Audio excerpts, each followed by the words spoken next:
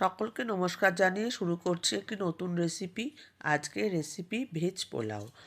কড়াইতে সাদা তেল দিয়েছি 2 চামচ, তাতে কিছু গোটা গরম মশলা ফোড়ন দিয়ে কিছু ড্রাই ফ্রুটস ভেজে নিচ্ছি। আর তারপরে দিয়ে দিচ্ছি কুচনো কাঁচা লঙ্কা ও কুচনো আদা। আর তার সাথে দিয়ে দিচ্ছি কুচো করে রাখা গাজর আর কিছু বিনস আর ফুলকপি। আপনারা চাইলে অন্য সবজিও ব্যবহার করতে পারেন। পরিমাণ মতো লবণ দিয়ে আমরা সবজিগুলোকে হালকা সতে করে নেব।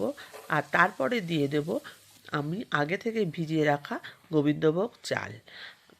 আমি গোবিন্দভোগ চাল ব্যবহার করেছি, আপনারা চাইলে অন্য চালও ব্যবহার করতে পারেন। আর এরপরে একটু সবজির সাথে নাড়াচাড়া করেই আমরা দিয়ে দেবো এখানে জল। যে পরিমাণ চাল ঠিক তার ডবল পরিমাণ জল দিয়ে আমরা ঢাকা দিয়ে দেব মিনিট 5 জন্য রান্না হতে মিডিয়াম ফ্লেমে। ঢাকা তুলে দেখব ভাত আমাদের মোটামুটি রেডি। এরপর দিয়ে দেব 2 চামচ মতো চিনি আর একটু ঘি, 1 চামচ ঘি আর 1 চামচ গরম মশলার গুঁড়ো। হালকা হাতে নাড়াচাড়া করেই রেডি আমাদের ভেজ পোলাও। রেসিপিটা কেমন লাগলো জানাবেন।